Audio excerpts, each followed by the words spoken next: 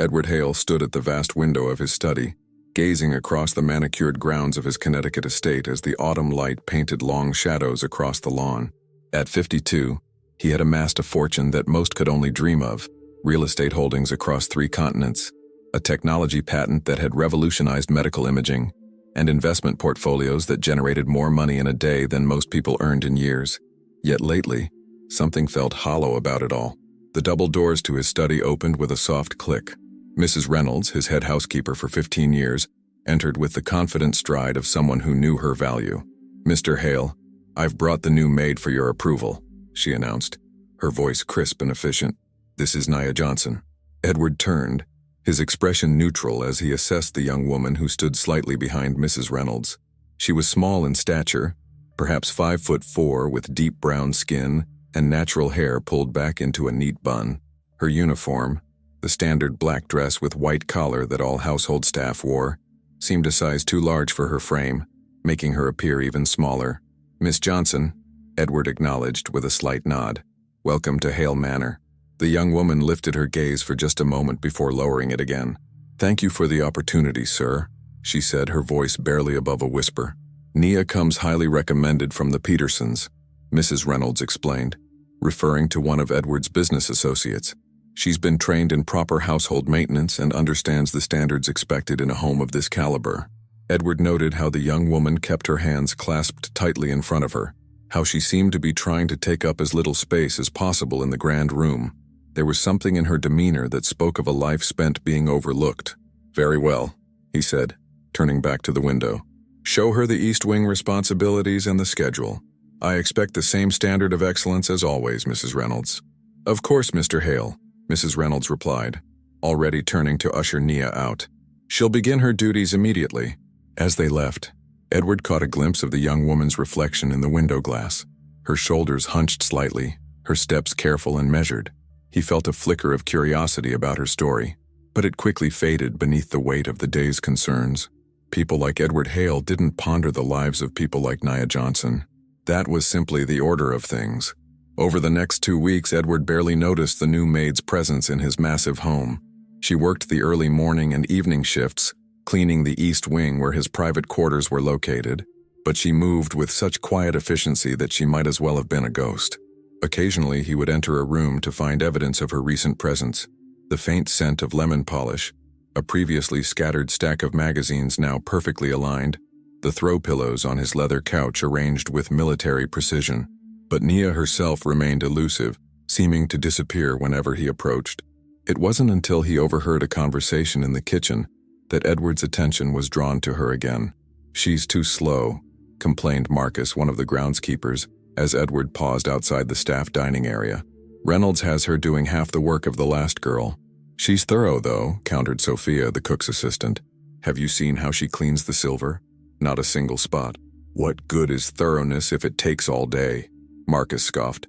"And have you tried having a conversation with her? Like talking to a wall? Too soft for this place, if you ask me." "Not everyone needs to fill the air with chatter, Marcus," Sophia replied sharply. "And Mr. Hale prefers quiet in the house, you know that." "Well, she won't last the month, mark my words. Girl like that. No backbone, no connections. Reynolds will find a reason." Edward moved away silently, their words lingering in his mind. He'd built his fortune on his ability to read people, to separate the genuine from the fraudulent. It was a skill honed through decades of high-stakes negotiations and business deals.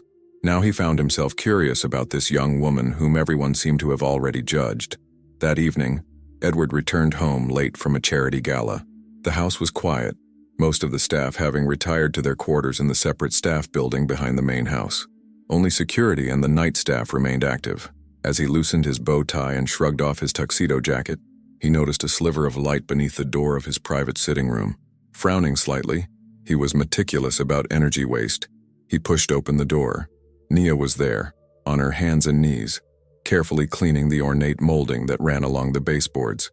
She looked up, startled, and immediately scrambled to her feet. "Mr. Hale, I'm so sorry, sir. I thought you'd be out until midnight, Mrs.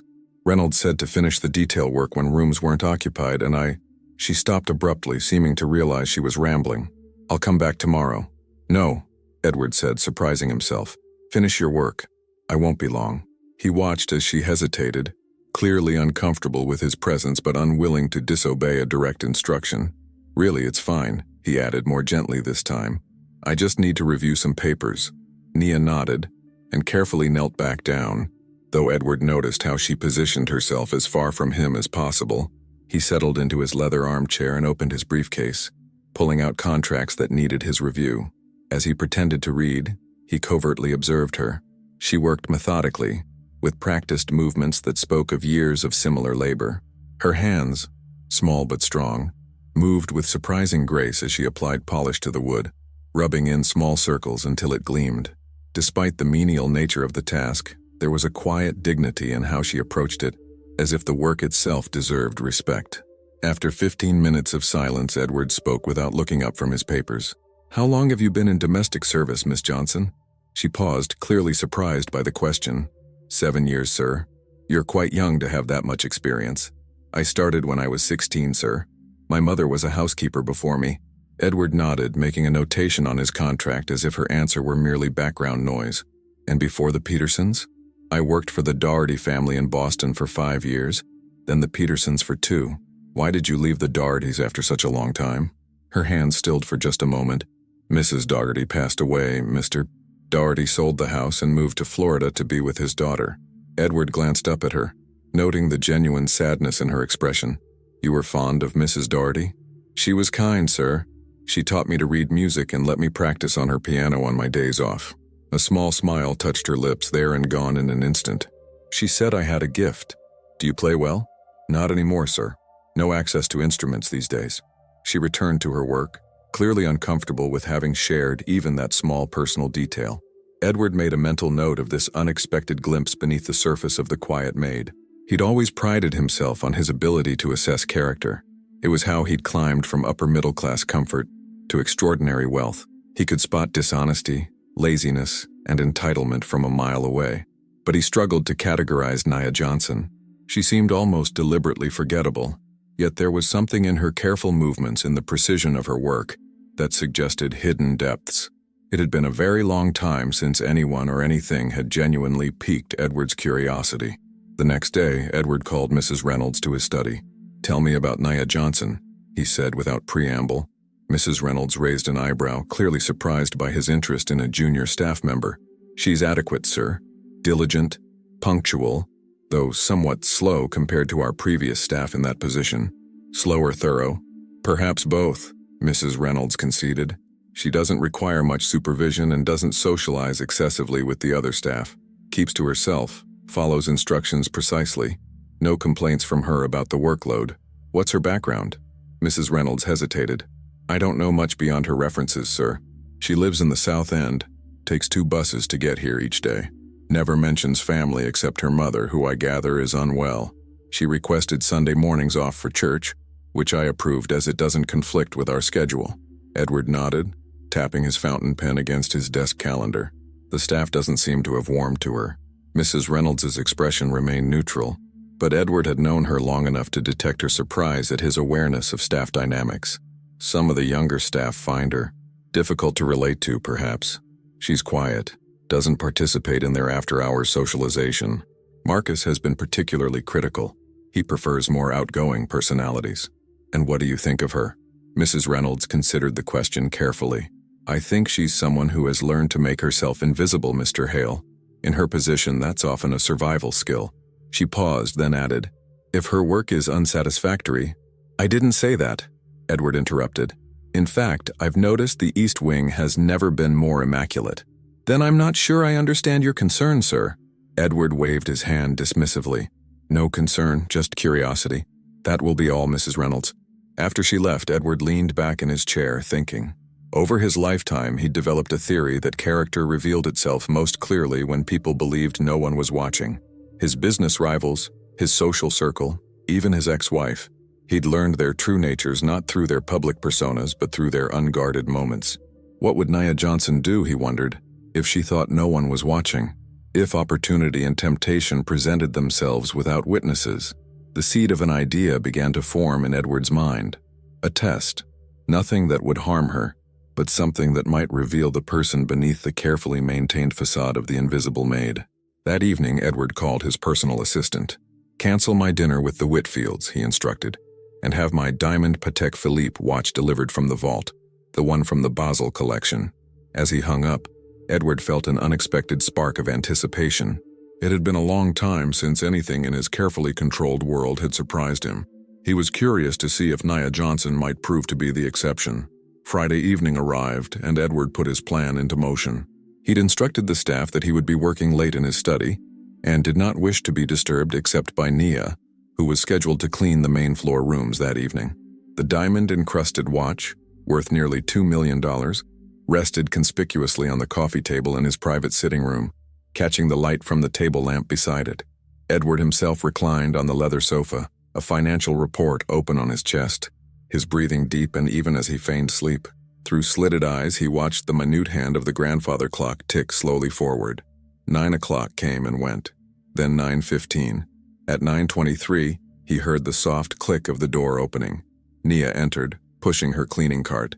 She paused when she saw him, clearly hesitating.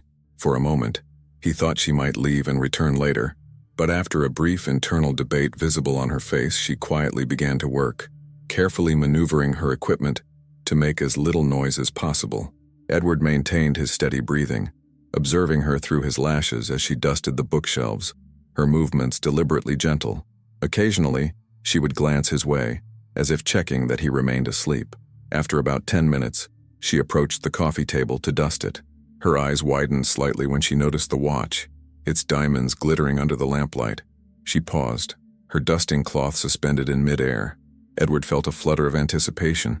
This was the moment of truth. The watch represented more money than Nia would likely earn in a decade. No one would know if it disappeared. He had purposely created the perfect opportunity for theft. No witnesses, a plausible scenario for claiming he had misplaced it, a target too valuable to resist. Nia stared at the watch for several long seconds. Then, with deliberate care, she dusted around it, never once touching the timepiece itself. Instead of moving to the next surface, however, she looked at Edward's sleeping form with an expression he couldn't quite decipher. Silently, she stepped away from the coffee table and crossed the room to a closet.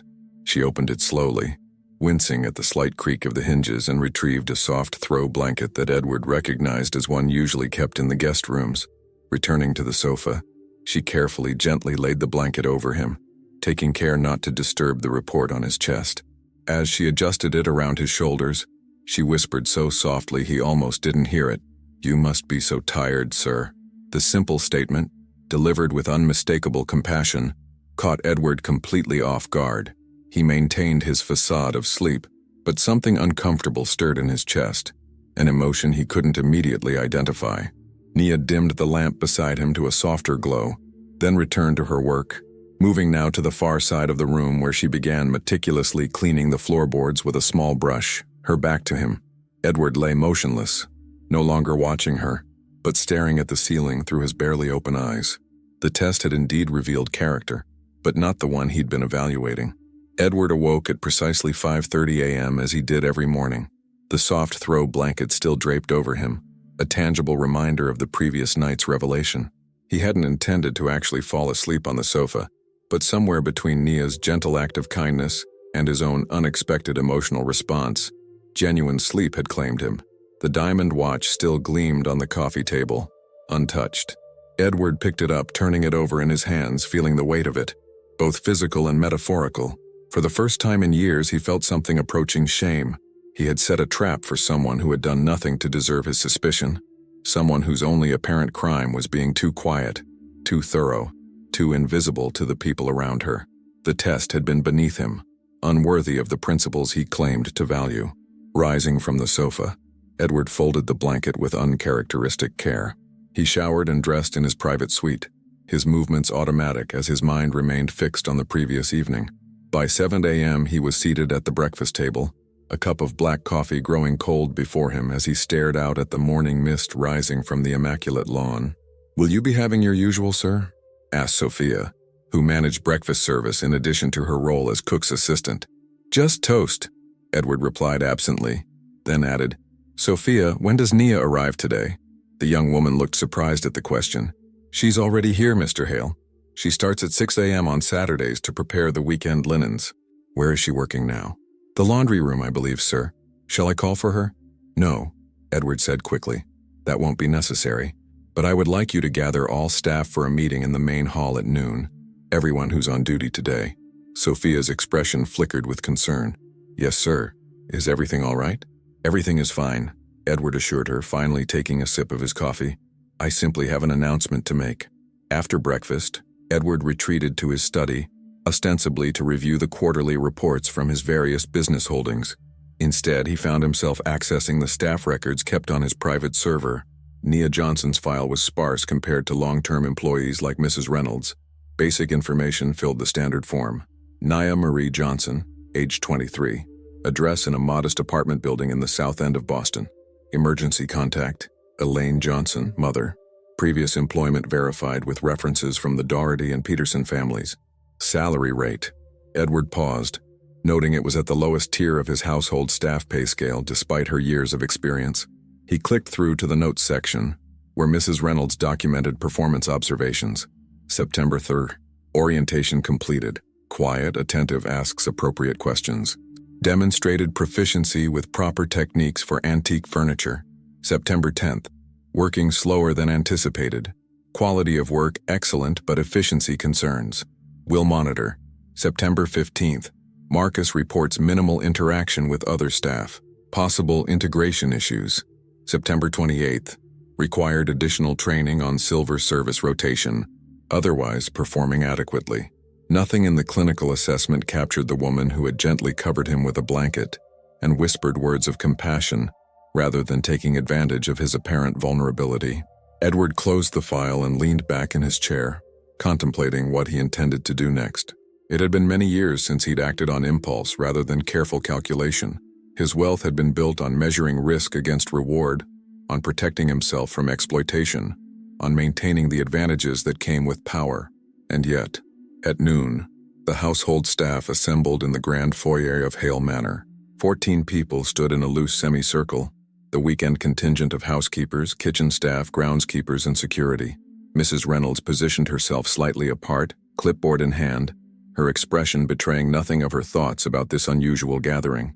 Edward observed them from the landing of the grand staircase, noting the range of expressions from curiosity to concern. Staff meetings typically meant changes, rarely for the better from the employee's perspective. At the edge of the group stood Nia, slightly apart from the others, her hands clasped before her, eyes downcast. Thank you all for assembling on such short notice, Edward began, descending the stairs with measured steps. I won't keep you from your duties for long. He reached the bottom of the staircase and surveyed the gathered staff, allowing the silence to stretch for a calculated moment. Years of boardroom negotiations had taught him the power of a strategic pause.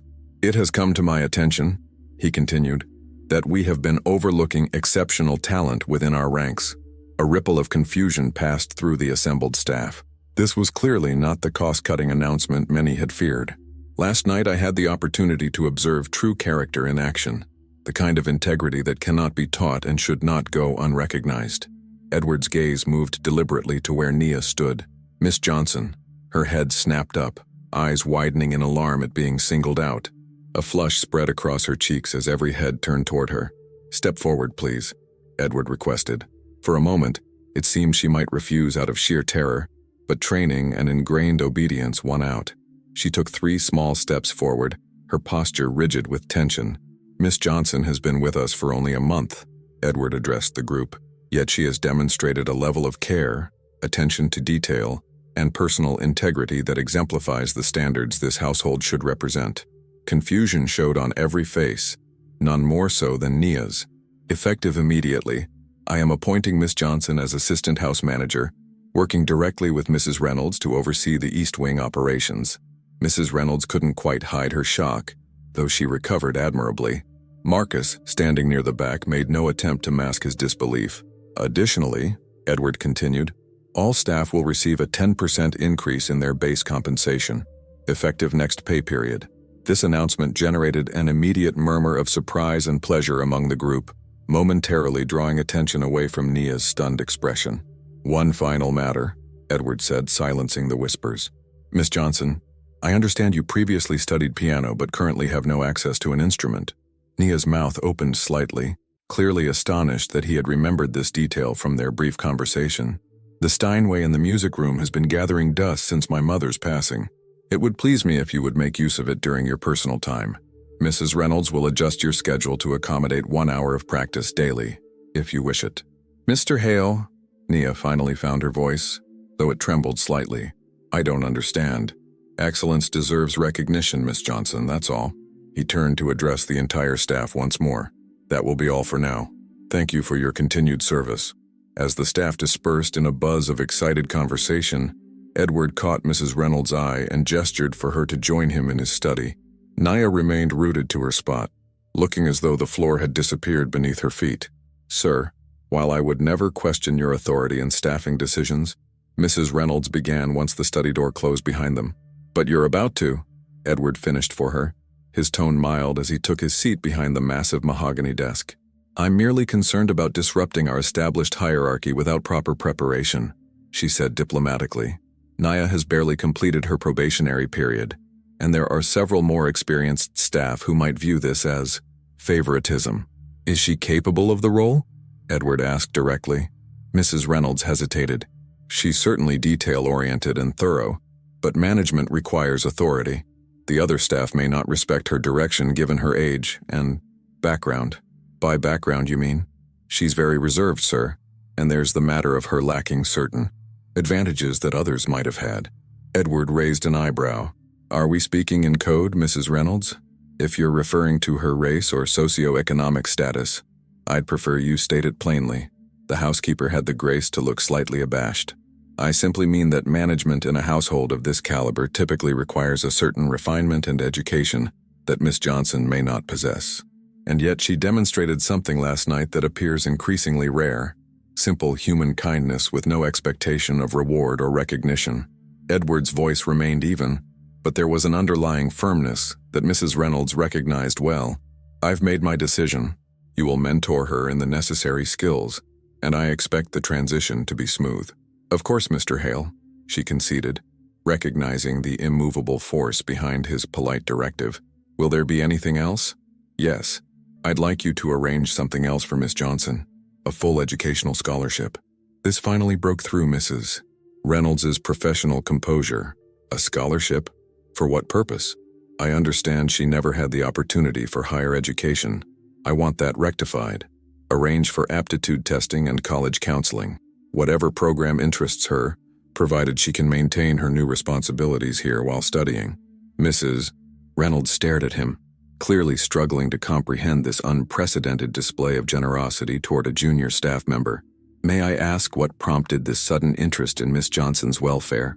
Edward considered the question carefully. "Let's call it a long overdue correction. You've served this household faithfully for 15 years, Mrs. Reynolds. In that time, have you ever known me to acknowledge the humanity of the people who maintain my home? To see them as anything more than functional elements in a well-ordered system?" The question clearly made her uncomfortable. "It's not my place to—" "It was a rhetorical question," Edward interrupted gently. "The answer is no. I've been efficient and fair in compensation, but utterly indifferent to the lives behind the service." He turned to gaze out the window, where autumn leaves drifted across the immaculate lawn. "Perhaps it's time to rectify that oversight."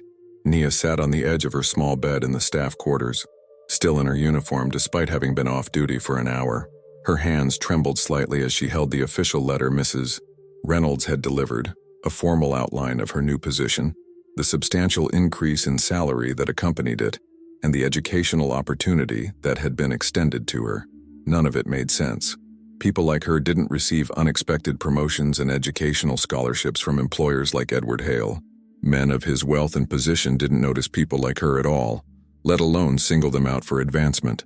A soft knock at her door interrupted her thoughts. "Nia, it's Sophia. Can I come in?"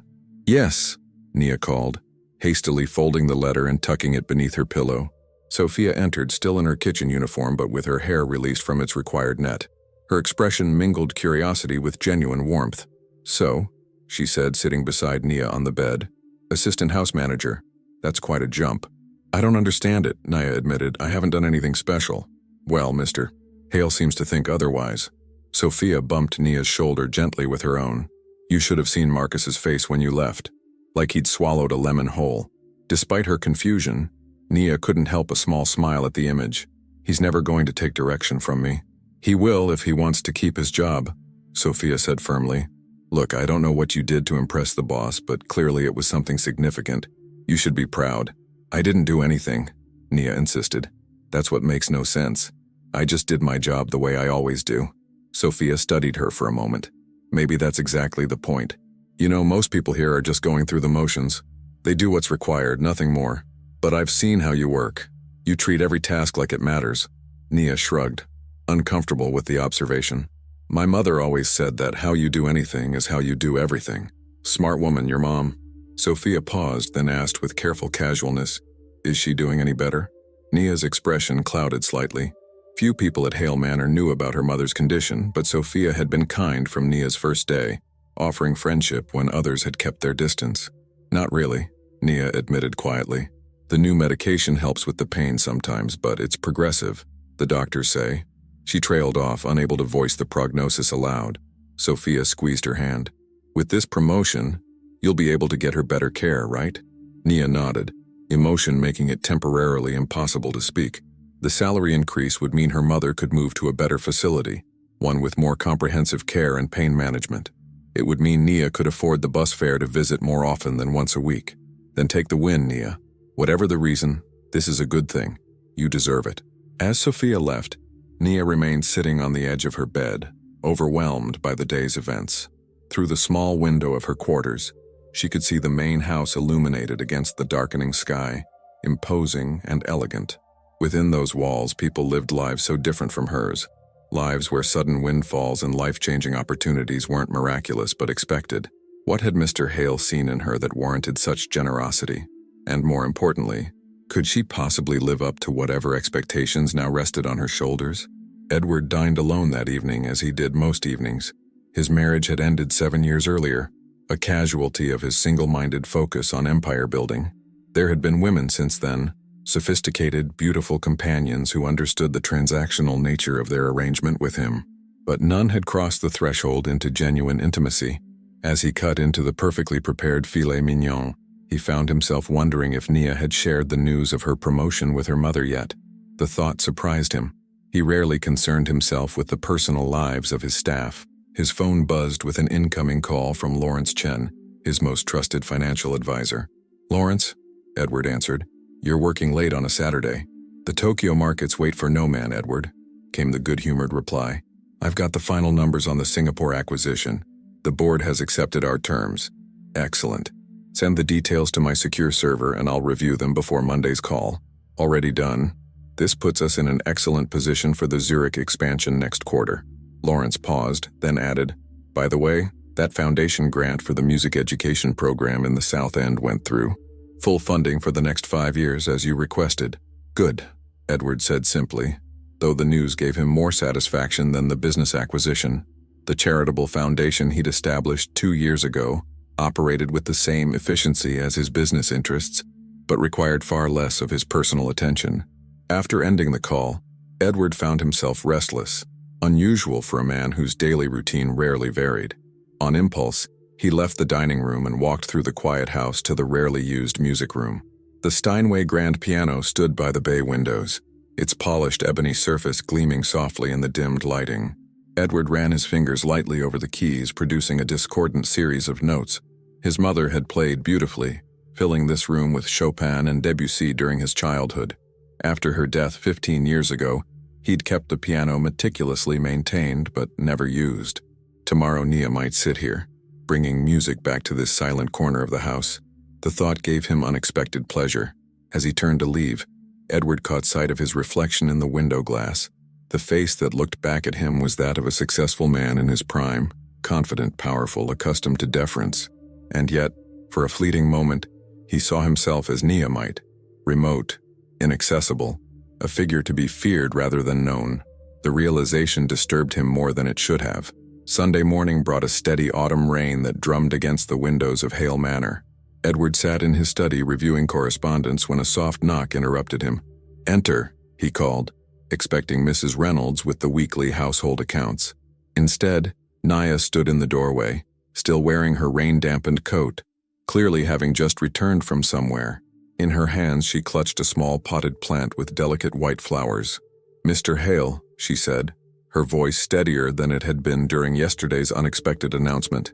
"May I speak with you for a moment?" "Of course, Miss Johnson." He gestured to the chair across from his desk. "Please sit." She approached cautiously, setting the plant on the edge of his desk before taking a seat. Up close, Edward could see that her eyes were slightly reddened, though whether from emotion or the cold rain, he couldn't tell. "I wanted to thank you properly," she began, her hands folded tightly in her lap. "For the promotion, the scholarship, everything. It's going to change so much for me and my mother."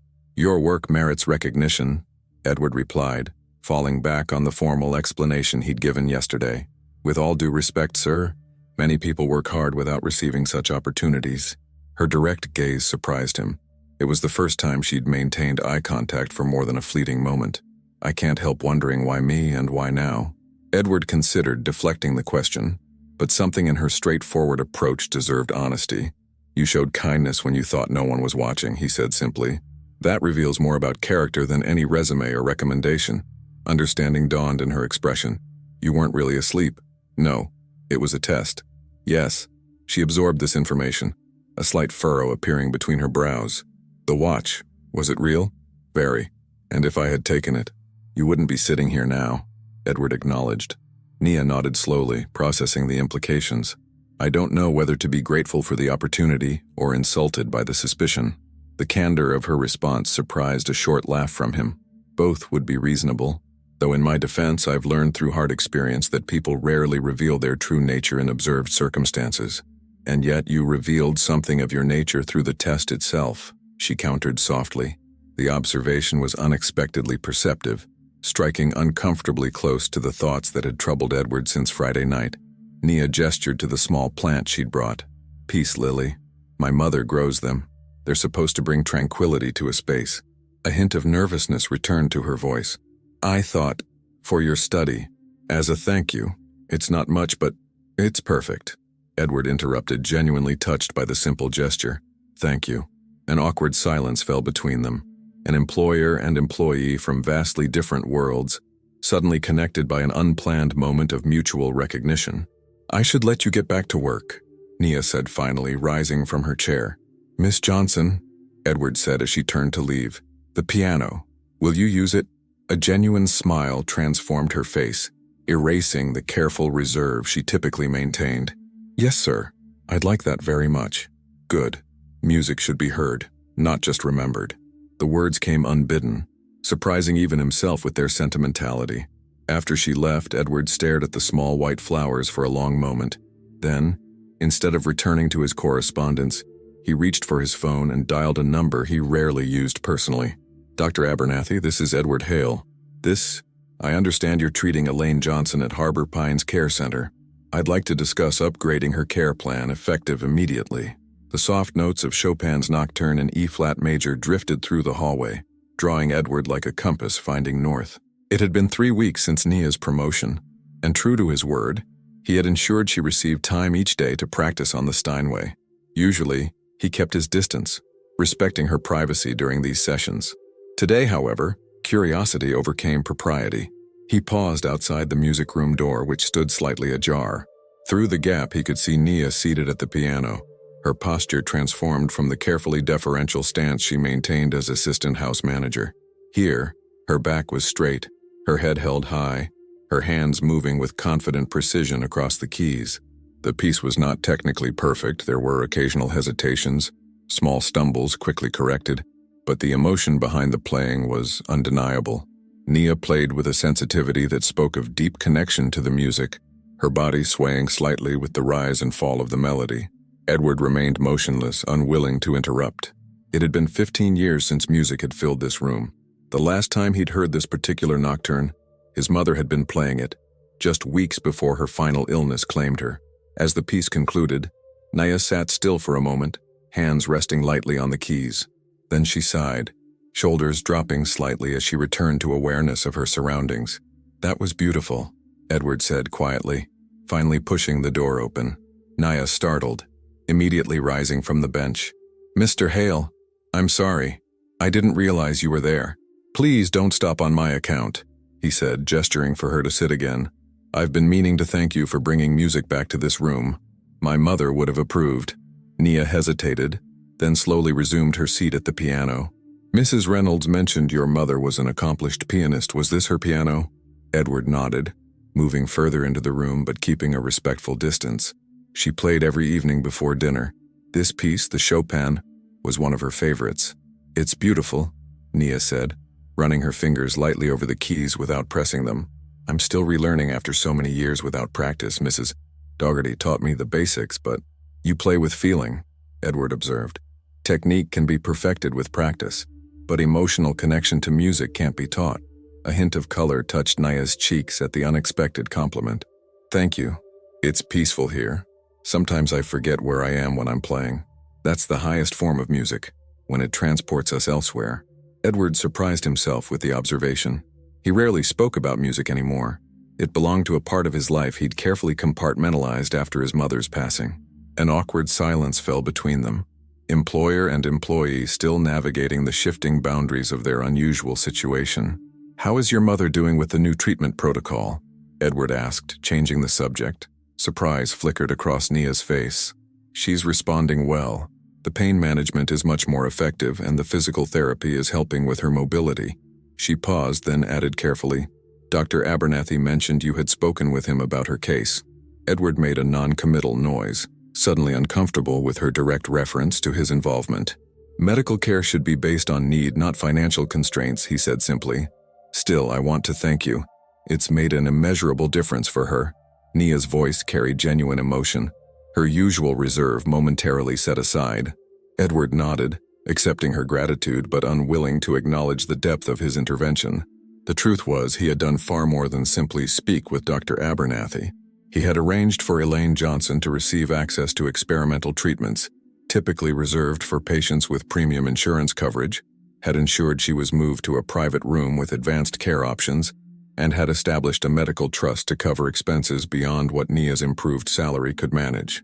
He hadn't intended to become personally involved in the welfare of a staff member's family, yet something about Nia's quiet dignity, her resilience in the face of difficult circumstances, had resonated with him in unexpected ways. How are you finding your new responsibilities? He asked, steering the conversation toward safer ground. Challenging, she admitted with surprising candor. Mrs. Reynolds is an excellent mentor, but some of the staff still view me as an outsider. Marcus in particular seems determined to undermine my authority at every opportunity. And how are you handling that? A small, determined smile crossed her face. With patience and persistence. My mother always said that respect isn't demanded, it's earned. One day and one interaction at a time. Your mother sounds like a wise woman. She is. Nia's expression softened. She raised me alone after my father left when I was 6. Worked 2, sometimes 3 jobs to keep us afloat. She never complained, never made excuses. Just did what needed doing. Edward noted the present tense. Nia spoke of her mother's character as an ongoing influence rather than a past legacy. You're fortunate to have such a strong example. I am, she agreed. Then with a hint of boldness that would have been unthinkable a month ago, she asked, And you, Mr. Hale? Who shaped your character? The directness of the question caught him off guard. His staff didn't typically inquire about his personal history. My grandfather, he answered after a moment's consideration. A self-made man who built his fortune from nothing. He taught me that success requires discipline, foresight, and occasional ruthlessness. But not your mother? Nia asked, her head tilted slightly in genuine curiosity.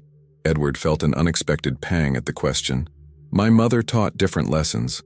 About beauty, art, the value of things that can't be quantified on a balance sheet. He moved to the window, gazing out at the gardens now bare with approaching winter. I'm afraid I haven't been as diligent a student of her teachings. The admission hung in the air between them, more personal than he had intended. Before Nia could respond, Edward's phone buzzed in his pocket. A welcome interruption. Excuse me, he said, checking the screen. I have a call I need to take. Nia nodded, understanding the conversation had reached its natural conclusion. Of course, Mr. Hale. Thank you for the encouragement about my playing. As Edward left the music room, the gentle notes of Debussy's Clair de Lune began to flow behind him. He paused for just a moment, allowing the music to wash over him before continuing to his study. wondering when exactly the careful walls he'd built around his private life had begun to develop such unexpected cracks. "I don't understand why she gets special treatment," Marcus complained loudly in the staff dining room, not bothering to lower his voice despite Sophia's warning glance. 3 weeks ago she was scrubbing toilets. Now she's giving orders and playing the boss's piano. What did she do to earn that, I wonder? Nia, entering the room with a folder of household schedules, caught the tail end of his comment. She paused, uncomfortable with the sudden silence that fell over the 4 staff members seated at the table. "Don't mind him," Sophia said, shooting Marcus a withering look. "Some people can't stand seeing others succeed." Nia squared her shoulders and approached the table, setting down her folder. "The new rotation schedules for next month," she explained, her voice calm despite the tension in the room. "Mrs. Reynolds has approved them. Please review your assignments and let me know if there are any conflicts." Marcus made a show of flipping through the pages with exaggerated scrutiny. "Well, would you look at that?" he said sarcastically. "Seems I've got bathroom duty twice this rotation while Jacob here doesn't have it at all. Interesting how that worked out." "Jacob covered your shift last weekend when you called in sick," Nia pointed out evenly. "This balances the workload. If you check the notes section, you'll see the explanation." Marcus flushed, clearly not expecting her to have a reasonable justification. "Whatever. Just because Hale's taken a special interest in you doesn't mean the rest of us are going to bow and scrape. No one's asking you to," Nia replied, maintaining her composure. "Just to do your job professionally like everyone else." She turned to leave, determined not to let him see how his words affected her. The whispers had been circulating since her promotion. Implications that she had somehow earned the boss's favor through means other than her work ethic. The rumors hurt, not just because they were untrue, but because they undermined the respect she needed to perform her new role effectively. "Nia," Sophia called, following her into the hallway. "Don't let him get to you. He's just jealous." "It's not just him," Nia said quietly. "Half the staff thinks there's something inappropriate going on. The other half is waiting for me to fail so things can go back to normal." Sophia squeezed her arm reassuringly. "They'll come around when they see you're serious about the job. Change is hard for people, especially people who've been doing things the same way for years." Nia nodded, grateful for the support, but still troubled. "I just wish I understood it myself. Why me? Why now? Mr. Hale could have chosen anyone with more experience, more education, more everything. Maybe he saw something in you that others missed," Sophia suggested. "You're different from the rest of us, Nia. You care about the details, not just the paycheck." Before Nia could respond, Mrs. Reynolds appeared at the end of the hallway, her expression unusually troubled. "Nia," she called. "Mr. Hale would like to see you in his study immediately." The formal request, coupled with Mrs. Reynolds' concerned demeanor, sent a chill through Nia. Had the complaints about favoritism reached Mr. Hale? Was he reconsidering his decision to promote her? "Did he say what it's about?" she asked, struggling to keep her voice steady. Mrs. Reynolds shook her head. "Only that it's urgent and private." Sophia gave Nia's hand a quick, encouraging squeeze as she straightened her uniform and headed toward the main house, trying to quiet the anxious pounding of her heart. Edward stood at the window of his study, phone still in hand, his expression grave as Nia entered after a soft knock. "You wanted to see me, sir?" she asked, tension evident in her posture. He turned, his face softening slightly at her obvious apprehension. "Yes, Nia. Please sit down." She perched on the edge of the chair, hands folded tightly in her lap. "I've just received a call from Harbor Pines," Edward said gently. "Your mother has been taken to Massachusetts General Hospital. There was an incident during her physical therapy session. A fall, followed by what the doctors suspect was a minor stroke." The color drained from Nia's face, her carefully maintained composure crumbling instantly. "Is she? She's stable," Edward assured her quickly. "But they want you there as soon as possible. I've arranged for a car to take you directly to the hospital. It's waiting out front." Nia stood on unsteady legs, shock evident in her expression. "I need to... my things." "Everything's been taken care of," Edward said. "Mrs. Reynolds is gathering what you'll need for an overnight stay. Your position and salary will remain secure no matter how much time you need to take." Tears welled in her eyes, but she blinked them back with obvious effort. "Thank you," she managed, her voice barely above a whisper. Edward hesitated, then moved around the desk to stand before her. "Nia, there's something else you should know. I've taken the liberty of ensuring your mother will receive care from the hospital's top neurological team. Dr. Abernathy will meet you there to explain everything." Nia stared at him, comprehension slowly dawning through her distress. "Why are you doing all this? We're nothing to you." The blunt question deserved an honest answer, but Edward found he didn't have one he could articulate. How could he explain that her simple act of kindness had cracked something open inside him? That watching her overcome the obstacles in her path with quiet dignity had reminded him of values he'd long ago set aside in pursuit of wealth and power? "Let's just say I'm correcting an imbalance," he said finally. "Now go. The car is waiting." As Nia hurried from the room, Edward returned to the window, watching as she emerged moments later and was ushered into the waiting town car by the driver. Only when the vehicle had disappeared down the long driveway did he reach for his phone again, dialing the private number of Massachusetts General's Chief of Neurology. "Dr. Patel? Edward Hale.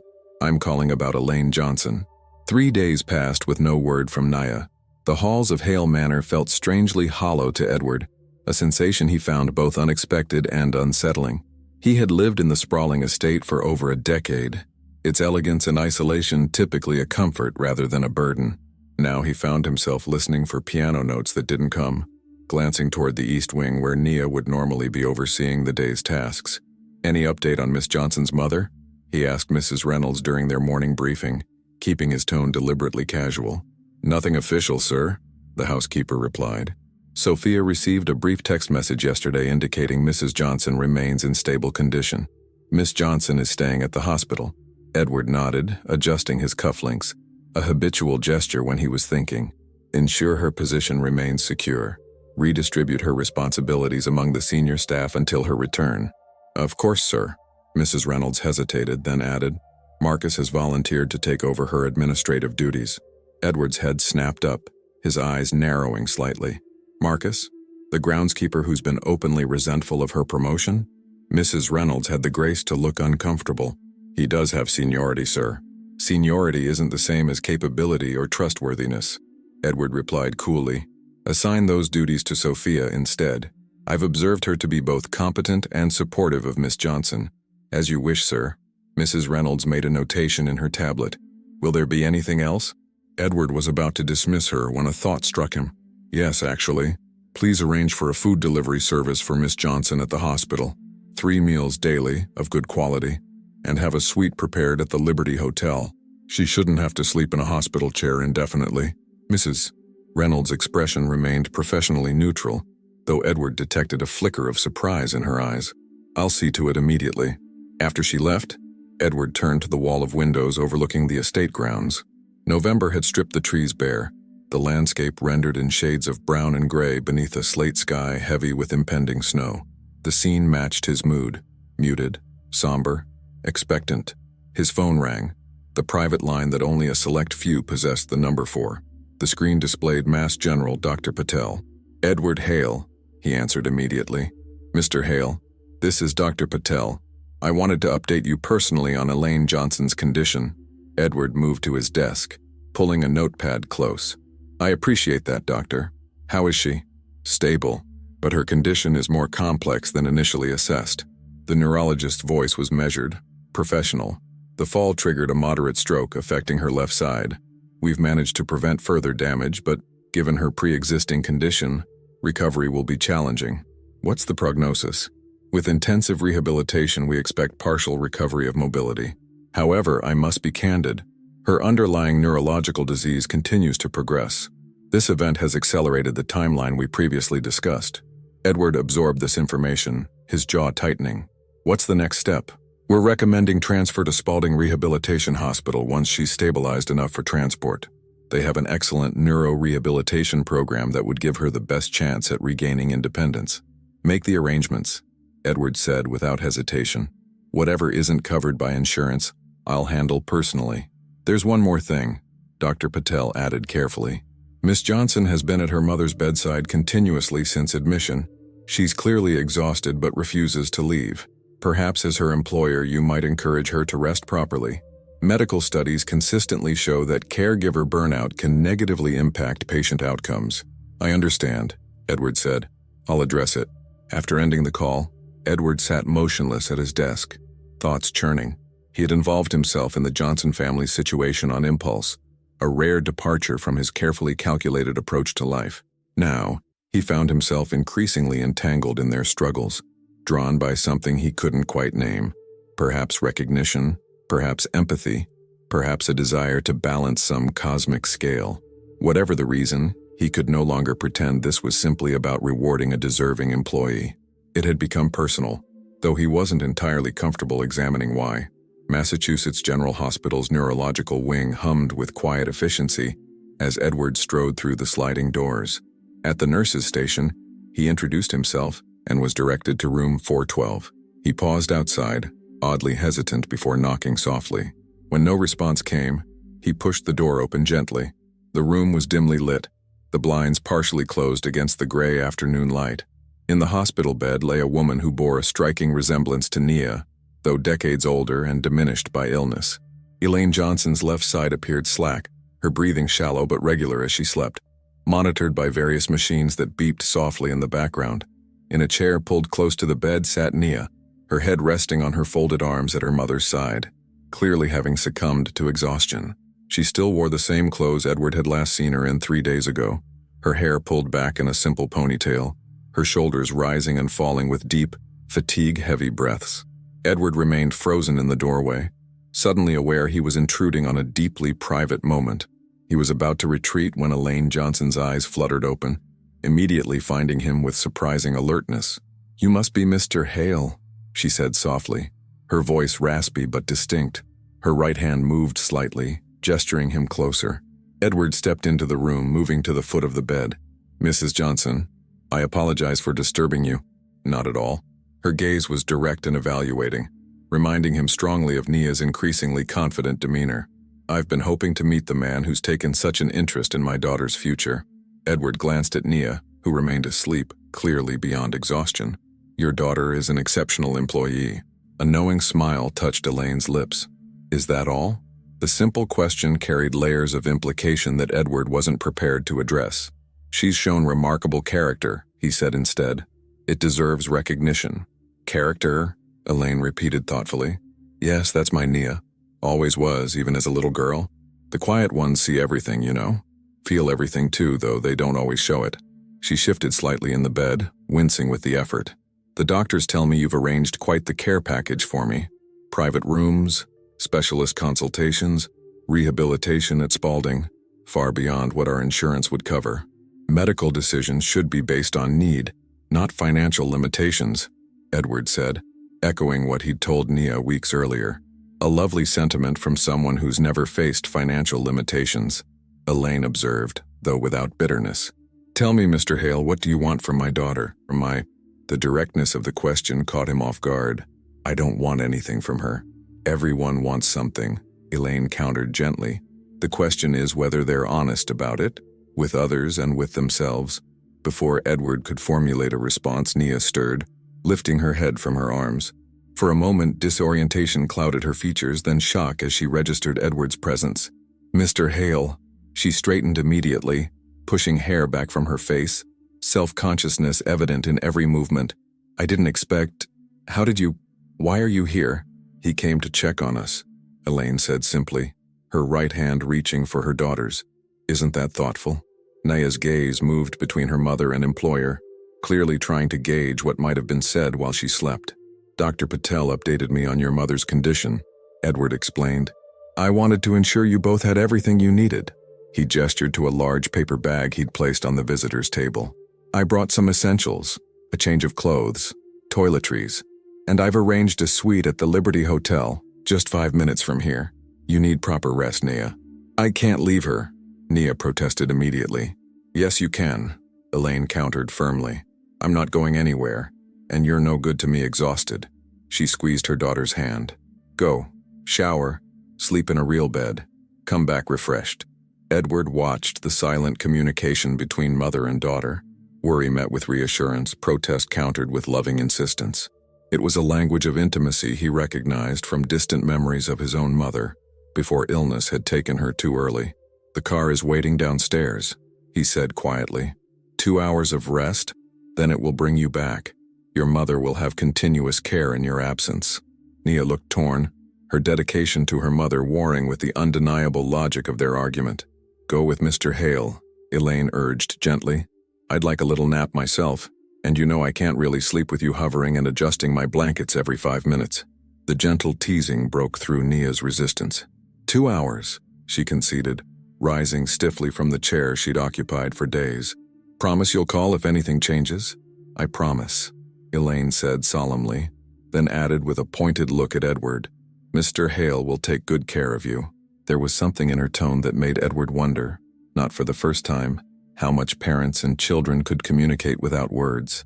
The drive to the hotel passed in silence, Nia gazing out the window at the gray Boston afternoon, Edward occasionally checking emails on his phone. The quiet wasn't uncomfortable exactly, but laden with unspoken questions. "Your mother is remarkable," Edward said finally, breaking the silence. Nia's expression softened. "Yes, she is. Always has been." "She raised you alone?" "Since I was 6, Nia confirmed. "My father decided family life wasn't for him. Left for a business opportunity in California and never looked back." Edward noted the lack of bitterness in her tone, a simple statement of fact rather than a wound still raw with resentment. "That couldn't have been easy for either of you." "It wasn't," Nia acknowledged. "But Mom never made me feel like we were missing something essential. She worked incredible hours, but she was always there for what mattered. School performances, parent-teacher conferences, Sunday church." A small smile touched her lips. "She made up songs about the things we couldn't afford, turned them into jokes instead of lacks." Edward tried to imagine such resilience, creating joy in scarcity rather than resentment. His own childhood had been materially comfortable but emotionally austere, with a father focused on business empire building and a mother who sought refuge in music and charity work. "The doctors are optimistic about rehabilitation," he said, shifting to practical matters. "Spalding has an excellent program." Nia nodded, fatigue evident in every line of her body, despite her attempt at alertness. Dr. Patel explained the transfer process. I can't thank you enough for arranging it. The insurance would never have covered that level of care." "It's the right medical decision," Edward said simply, unwilling to acknowledge the extent of his intervention. "How are you holding up?" The question, asked with genuine concern rather than mere politeness, seemed to catch Nia off guard. For a moment, her carefully maintained composure wavered. "I'm scared," she admitted quietly. "The doctors talk about quality of life and managed expectations. They don't say it directly, but I understand what they mean. She's getting worse, and this setback." Her voice trailed off, emotion making further speech impossible. Acting on impulse, Edward reached across the seat, covering her hand with his own. "Whatever happens, you won't face it alone. I give you my word on that." Nia stared at their hands, then at his face, searching for something. Sincerity, perhaps, or ulterior motive. Whatever she saw seemed to reassure her, for she nodded slowly, not pulling away. "Why?" she asked finally, the question that had hovered between them for weeks. "Why are you doing all this? And please don't say it's because I covered you with a blanket instead of stealing your watch." Edward withdrew his hand, uncomfortable with the directness of both her question and his own gesture. How could he explain what he himself didn't fully understand? That her simple act of kindness had pierced through layers of cynicism, built up over decades of watching people scheme for advantage, that seeing her quiet dignity in the face of challenges had made him question the values that had guided his own rise to success. "Perhaps," he said carefully, "after a lifetime of surrounding myself with people seeking personal gain, encountering genuine compassion made me realize how rare and valuable it truly is." Nia considered his words, her exhaustion momentarily eclipsed by thoughtful assessment. "And that's worth all this? A promotion, education, medical care for my mother?" "Worth is subjective," Edward replied. "To me, yes." The car pulled up to the hotel entrance before Nia could respond. A porter immediately approached to assist with her bag, and the moment of unusual candor passed as everyday practicalities intruded. 2 hours, Edward reminded her as she stepped from the car. "The driver will wait to bring you back to the hospital." Nia paused, framed in the car doorway. "Will you be there?" The question caught him off guard. "Would you like me to be?" She seemed to consider this carefully before answering. "Yes," she said simply. "I think I would." As the car pulled away from the hotel, Edward found himself unexpectedly moved by her honesty. In his world of strategic alliances and calculated exchanges, such straightforward expression of need was vanishingly rare. He picked up his phone, canceling his evening conference call with Tokyo with a brief text message. Some priorities, he was beginning to realize, transcended business. The weeks following Elaine Johnson's stroke established a new rhythm at Hale Manor. Nia divided her time between her mother's rehabilitation at Spalding and her duties as assistant house manager, working remotely when possible and relying on Sophia's support during her absences. Edward, to everyone's surprise, including his own, visited Spalding twice weekly, ostensibly to check on Elaine's progress, but increasingly drawn by the evolving dynamic between himself and Nia. December arrived with the first significant snowfall, transforming the estate grounds into a pristine landscape of white. Edward stood at his study window watching as the groundskeepers cleared the main drive. His phone chimed with a message from Nia. Mom took 10 steps with the walker today. Doctor called it remarkable progress. A smile touched his lips as he typed a quick response. Excellent news. Please give her my congratulations. These brief exchanges had become routine. Updates on Elaine's condition, questions about household matters, occasionally sharing small victories or setbacks. What had begun as employer-employee communication had gradually shifted into something less defined, but more meaningful. Not quite friendship, but a connection built on mutual respect and shared concern. Mrs. Reynolds knocked softly before entering his study, her expression uncharacteristically hesitant. The holiday preparations are nearly complete, sir. I wanted to confirm your preferences for Christmas Eve. The usual arrangements will be fine, Edward replied absently, still gazing at the snowy landscape. And regarding Miss Johnson's request for December 24th off to spend with her mother? Approved, of course, he said immediately.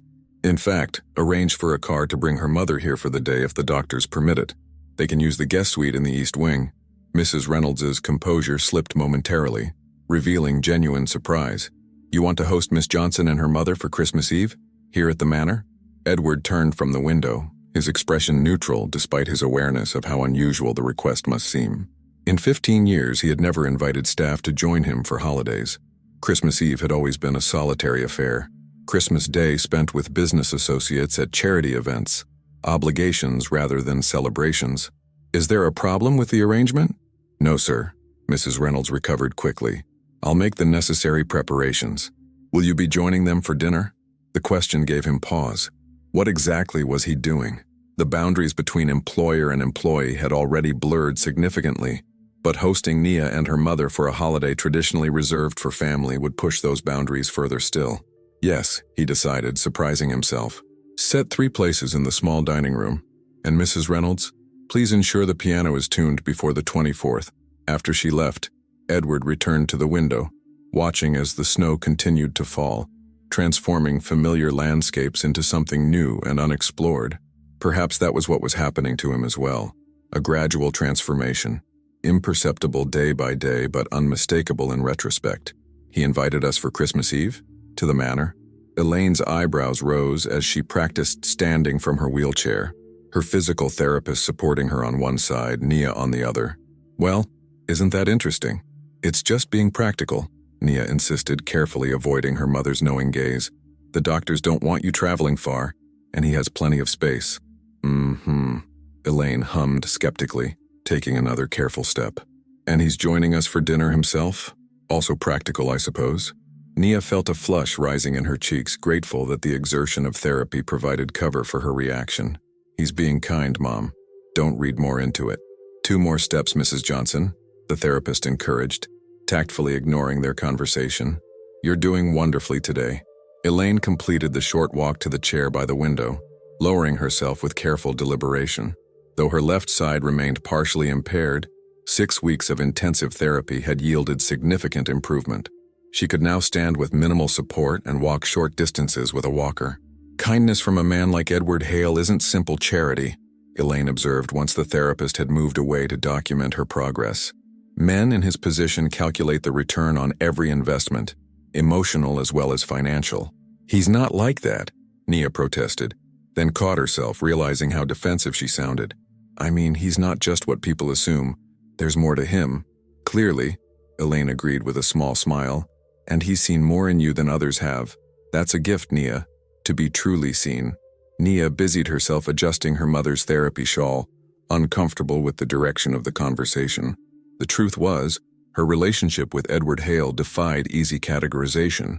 What had begun as a startling act of recognition, his promotion following her simple kindness, had evolved into something more complex during her mother's medical crisis. He had appeared at the hospital when she was at her lowest, had arranged care beyond what she could have imagined, had shown concern for her welfare when she'd neglected her own needs. The Edward Hale who performed these acts of compassion bore little resemblance to the remote, calculating businessman she'd first encountered 3 months ago. He visits twice every week, Elaine continued, watching her daughter closely. Always brings those ridiculous expensive flowers, speaks to my doctors personally, asks about my comfort, my progress, my preferences. She reached for Nia's hand. But he watches you, sweetheart. When you're not looking, his eyes follow you like you're the answer to a question he's been asking himself for a very long time. Mom, please, Nia murmured, embarrassment and confusion washing over her. It's not like that. He's my employer. He's just invested in this situation now. If that helps you sleep at night, Elaine said with gentle skepticism. But consider this. Powerful men don't typically spend their valuable time visiting their employees' mothers in rehabilitation centers. They send fruit baskets and cards signed by their assistants. Before Nia could formulate a response, her phone chimed with a message. Edward confirming his visit the following day and asking if there was anything Elaine needed. Speaking of the devil, Elaine smiled, noting her daughter's expression. Tell him I'd love some of those chocolate-covered strawberries from last time. And Nia, don't overthink this. Whatever's happening between you two, just let it unfold naturally. Nia typed a brief reply, trying to ignore the flutter of anticipation she felt at the thought of seeing Edward again. Her mother was reading too much into the situation, wasn't she? Edward's interest was compassionate but detached, generous but proper. Anything else would be complicated, inappropriate, impossible. Yet as she gathered her things to leave for her shift at the manor, Nia couldn't quite dismiss the memory of his hand covering hers in the car, the quiet assurance that she wouldn't face her mother's illness alone, the way his customary reserve seemed to soften when they spoke privately. Whatever was developing between them, friendship, understanding, something unnamed, had already changed her life in ways she could never have anticipated. Perhaps her mother was right. Perhaps the wisest course was simply to let it unfold, without expectations or definitions. Edward arrived at Spalding the next afternoon to find Elaine alone in her room, seated by the window with a book open on her lap. She smiled at his entrance, gesturing to the chair opposite hers. Nia's been called to the manor for some household emergency, she explained. Plumbing issues in the East Wing, I believe. She said to tell you she's sorry to miss you. Edward set the box of chocolate-covered strawberries on the side table, oddly disappointed. His visits to Spalding had become something he looked forward to, though he rarely acknowledged this fact even to himself. How are you feeling today, Mrs. Johnson? Elaine, please, she corrected gently. After all you've done for us, I think we're well past formalities. Edward nodded, accepting the adjustment. Elaine, Nia mentioned your progress yesterday. 10 steps is significant. Small victories, she agreed, though I won't be running marathons anytime soon. She studied him with the directness he'd come to expect from her. But you didn't come all this way to discuss my physical therapy. Talk to me, Edward, what's on your mind? Her perceptiveness was disconcerting. Edward rarely encountered people who could read beyond his carefully maintained facade. I wanted to confirm you're comfortable with the Christmas Eve arrangements. If you'd prefer privacy. You're deflecting, Elaine interrupted, though her tone remained kind. Let's be honest with each other. You've taken an extraordinary interest in my daughter's welfare. I'd like to understand why. Edward considered his response carefully. Nia showed me something I've rarely encountered in my world. Genuine compassion without agenda. It affected me. Enough to upend your household staff hierarchy, fund her education, and provide premium medical care for her ailing mother? Elaine's eyebrows rose. That's quite an effect. I have the means to make these changes, Edward said simply. Why shouldn't I use them to benefit someone deserving? Elaine set her book aside, leaning forward slightly. Because in my experience, wealthy men don't revolutionize people's lives without expecting something in return. I need to know what you want from my daughter, Edward. The question hung between them, direct and unavoidable. Edward found himself at a rare loss for words, unable to articulate feelings he'd barely acknowledged to himself. I don't want anything from her, he said finally, but I've come to value her presence in my life, her perspective, her resilience, he paused, then added quietly, the way she's brought music back to a house that's been silent too long. Elaine's expression softened. You care for her. I respect her, Edward corrected, though the deflection felt hollow even to his own ears. A man in your position could complicate her life tremendously, Elaine observed. Workplace dynamics, power imbalances, public perception. I imagine you've considered these factors? Of course, Edward acknowledged, which is why I've maintained appropriate boundaries. Elaine's laugh was warm, but skeptical. Appropriate boundaries rarely include personal hospital visits, private piano lessons, and Christmas Eve invitations. She held up a hand to forestall his protest. I'm not criticizing, Edward. I'm simply observing that whatever is developing between you and my daughter has already moved beyond conventional employer-employee parameters. Edward couldn't deny the truth of her assessment. Whatever careful boundaries he'd initially established had gradually eroded through shared concerns, private conversations, and growing mutual respect. I would never do anything to harm Nia's reputation or future, he said firmly. I believe you, Elaine replied, studying him with the same perceptive gaze her daughter sometimes employed. But intentions aren't always enough to prevent complications. Be careful with her heart, Edward. It's stronger than most people realize, but it's also deeply loyal. Before he could respond, a nurse entered to administer Elaine's afternoon medication, effectively ending their unusually candid conversation. As Edward took his leave, promising to return the following week, Elaine's parting words followed him.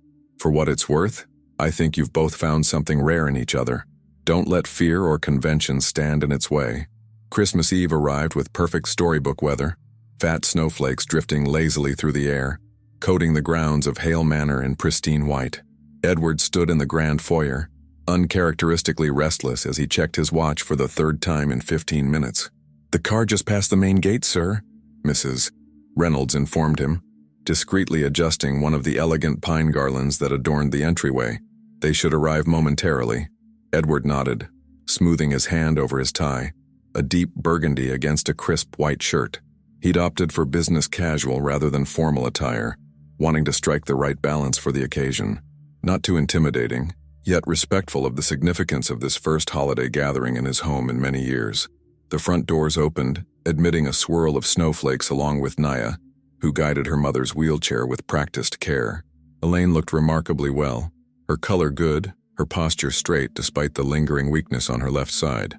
She wore a simple but elegant navy dress, a cream-colored shawl around her shoulders.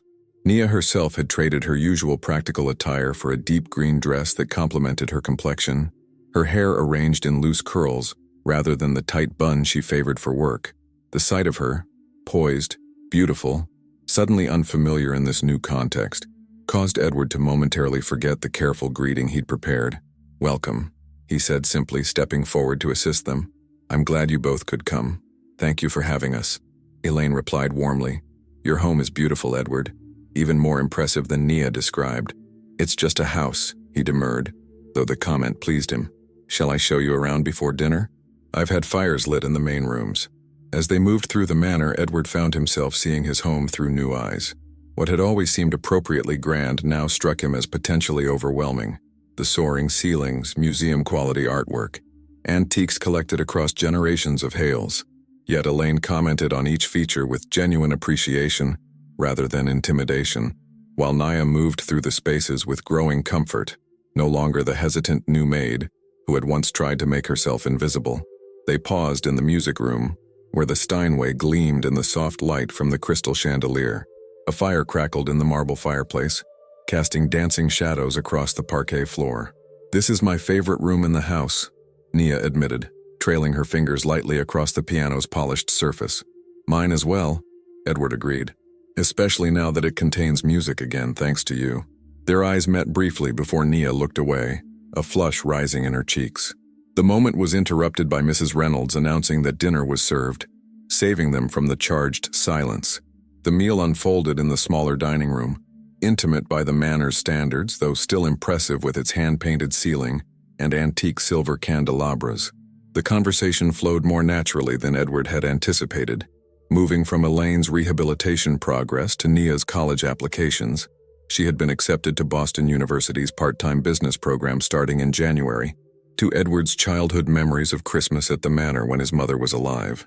She insisted on real candles on the tree, he recalled, smiling at the memory. My father thought it terribly dangerous, but she said Christmas needed real firelight to be magical. We compromised with candles for Christmas Eve only, and just for an hour while she played carols on the piano. That sounds lovely, Elaine said. What happened to her, if you don't mind my asking? Cancer, Edward replied softly. When I was 17, it was. Quick. Nia reached across the table, briefly touching his hand. A gesture of simple compassion that affected him more deeply than elaborate condolences ever had. Would you play for us tonight? He asked her, changing the subject. After dinner? I'd like that, she agreed, her eyes conveying understanding of both his request and his need to move past painful memories. As the meal concluded, they relocated to the music room. Elaine settled comfortably near the fire while Nia took her place at the piano.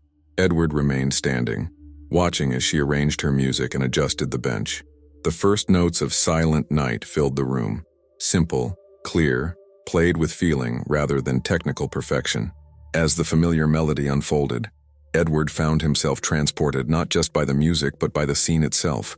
The woman who had once been invisible to him now commanding his complete attention. Her mother watching with quiet pride. The three of them connected by circumstances none could have predicted. When she finished, the final notes lingering in the air, Edward realized with sudden clarity what had been gradually changing within him over the past months. It wasn't just admiration or respect he felt for Nia Johnson. It was something deeper, something he hadn't experienced in decades of calculated relationships and strategic alliances. That was beautiful, he said, his voice not quite steady. One more? Elaine suggested. Perhaps something you both know? Edward, do you play at all? Not in many years, he admitted, and never with any real talent. Play with me, Nia invited, surprising them both. She moved slightly on the bench, making room. Something simple. Heart and soul, perhaps. Everyone knows that one. Edward hesitated, then moved to join her at the piano. As they began the familiar duet, their hands occasionally brushing, he was struck by how far they had traveled from their first encounter. The remote millionaire and the invisible maid now creating music together on Christmas Eve. The piece concluded, but neither moved from the bench immediately. In the comfortable silence that followed, Edward found the courage to voice what had been growing increasingly clear.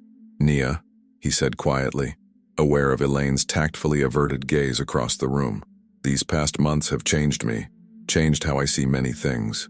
She turned to face him, her expression open yet cautious. They've changed me too. I don't want to complicate your life, he continued carefully. The situation is unconventional, to say the least. Life is rarely conventional when it's truly lived, she replied, showing the quiet wisdom that had first caught his attention. What matters is honesty, integrity, seeing people for who they really are. And who am I, Nia? Edward asked, genuinely wanting to know how she perceived him now, months after their unusual beginning. Someone who was willing to look beneath the surface, she said simply. Someone who offered help without making it feel like charity. Someone who brought my mother joy on Christmas Eve. She smiled, a hint of her growing confidence evident. Not just a millionaire after all. From across the room, Elaine cleared her throat gently.